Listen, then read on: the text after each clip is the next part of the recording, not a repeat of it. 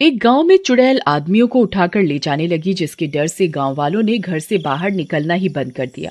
चुड़ैल को शिकार न मिलने पर उसने एक सुंदर औरत का रूप ले लिया और रेहड़ी पर डोसे लेकर पूरे गांव में घूमने लगी। अब कैसे बचोगे मुझसे? फिर चुड़ैल आवाजें लगाने लगती है। डोसा ले लो डोसा, डोसे वाली, डोसा ले लो डोसा। अरे ये हमारे गांव में डोसा बेचने वाली आने लगी क्या? है जी, इससे पहले तो कभी इस गांव में नहीं देखा इसे। चुड़ैल ने नहीं पकड़ा क्या इसे? अरे वो औरत है, और चुड़ैल तो सिर्फ आदमियों को ही पकड़ रही है ना। इतनी सुंदर औरत को तो चुड़ैल बिल्कुल नहीं पकड़ने वाली। क्या क्या कहा? सुंदर? आज तक तुमने मेरी तो इतनी तारीफ नहीं की। अरे मैं तो ऐसे ही कह रहा था। रीमा, तुम गुस्सा क्यों होती हो? चलो आज तुम्हें डोसा खिलाता हूँ, आओ चलो। मुझे नहीं खाना, तुम ही जाओ, मैं घर पर ही ठीक हूँ। ओहो ठीक है, मैं जाता हूँ। अरे डोसे वाली, जरा डोसा तो खिलाओ।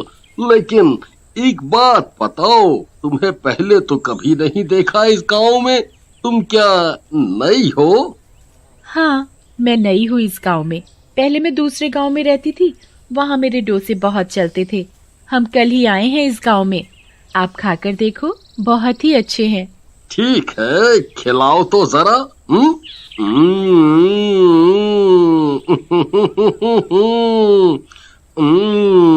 वाह वाह वाह वाह वाह, मजा आ गया।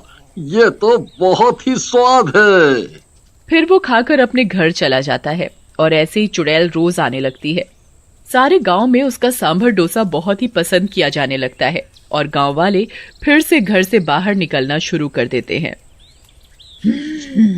अब तो इन गांव वालों को मुझ पर विश्वास होने लगा है और चुड़ैल के बारे में ये सब भूल चुके। अब मैं अपना शिकार करना शुरू कर सकती हूँ। अगले दिन चुड़ैल फिर से औरत का रूप ले लेती है। डोसे वाली डोसे, डोसे वाली।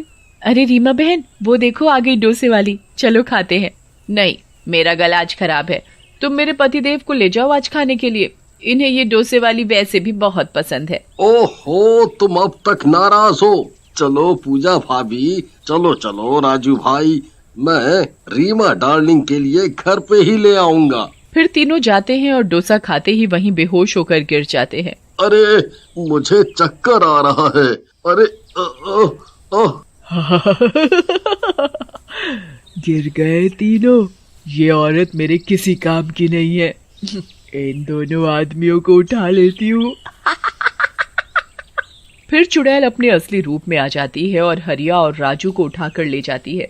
उधर कुछ देर बाद हरिया की बीवी रीमा बाहर आती है तो पूजा को बेहोश पाती है। अरे पूजा, क्या हुआ? फिर रीमा पूजा के मुंह पर पानी डालकर उसे होश में लाती है और उससे पूछती है, अरे मुझे क्या हुआ था? मुझे कुछ याद नहीं। हमारे पति कहाँ चले गए? यही तो थे तुम्हारे साथ। फिर दोनों मिलकर उन दोनों को गांव में ढूंढती हैं, पर दोनों कहीं नहीं मिलते। हो सकता है खेतों में चले गए हों, शाम को वापस घर आ जाएंगे। इतना बोलकर दोनों अपने अपने घर चली जाती हैं और दूसरी तरफ चुड़ैल हरिया और राजू को अपनी गुफा में ले जाती है और एक पिंजरे में कैद कर देती है, जहाँ उसने और भी आदमियों को रखा होता है। अरे हरिया भाई, और राजू को भी इस चुड़ैल ने पकड़ लिया। अरे तेरा नाश बेटे चुड़ैल, हमारे गांव में कोई मर्द को नहीं छोड़ेगी क्या? चुप करो और चलो खाना बनाओ मेरे लिए सब मर्द मिलकर। अपनी बीवियों से बहुत सेवा करवा चुके हो, अब मेरी सेवा करो और जैसे ही तुम लोग 50 हो जाओगे मैं तुम सबको मार डालूंगी। अरे लेकिन हमें मारना क्यों चाहती हो? हमने तुम्हारा क्या बिगाड़ा है? ये मत सोचो, चलो जल्दी से ये बकरा बनाओ मेरे लिए राजू। फिर चुड़ैल एक लाश के पास जाती है। वो लाश उसके पति की होती है। राहुल, मैं तुम्हें जल्दी जिंदा कर लूंगी, बस अब मुझे कुछ ही आदमियों की जरूरत है। ऐसा बोलकर चुड़ैल फिर से गांव जाती है और डोसे बेचना चालू कर देती है। तभी एक गांव वाला डोसा खाते ही बेहोश हो जाता है और डोसे वाली चुड़ैल रूप में आ जाती है और उस गांव वाले को भी उठाकर ले जाती है। तभी उसकी पत्नी देख लेती है। अरे दैया, पूजा बहन, रीमा बहन, मेरे आदमी को ये चुड़ैल उठाकर कहाँ ले जा रही है? अरे नहीं, ये डोसे वाली तो चुड़ैल निकली। रीमा बहन, हमें इसका पीछा करना होगा, कहीं हमारे पति को भी इसने तो नहीं गायब किया। फिर वो छुपकर चुड़ैल का पीछा करती हैं और चुड़ैल की गुफा में पहुंच जाती हैं। वहां का नजारा देखकर उनकी आंखें फटी की फटी रह जाती हैं। गांव के बहुत सारे आदमी एक पिंजरे में बंद होते हैं। अरे नहीं, मेरा राजू वो रहा, सब आदमी जो गायब हुए जा रहे हैं वो सब यहाँ है। हे भगवान, मेरा हरिया भी है यहाँ तो। मतलब इसी चुड़ैल ने गांव के आदमियों को कैद कर रखा है, लेकिन क्यों? अरे बहनों, अभी यहाँ से चलो।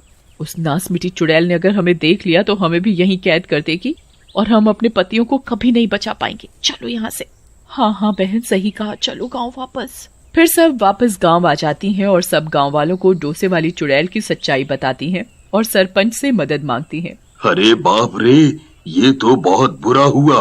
अरे वो चुड़ैल अब हमको ना उठा ले जाए। हम तो गांव का सबसे हैंडसम लड़का हूँ। क्या सरपंच जी, मजाक का टाइम नहीं है ये। वो देखो, डोसे वाली चुड़ैल आ रही है। मैं घर जाकर मशाल लेकर आती हूँ। सब औरतें अपने घर मशाले लेने चली जाती हैं। अरे सरपंच जी, आज आपको डोसा खाना है? नहीं, हमको नहीं खाना डोसा तुम्हारा, तुम जाओ। डोसे वाली चली जाती है। आज तक कोई शिकार नहीं मिला। अरे सरपंच जी, वो कहाँ गई? अरे भाई, हम बाल बच गया। वो गई, देखो वो जा रही है। चलो अब इसका पीछा करते हैं, हमें अपने पतियों को तो बचाना ही होगा।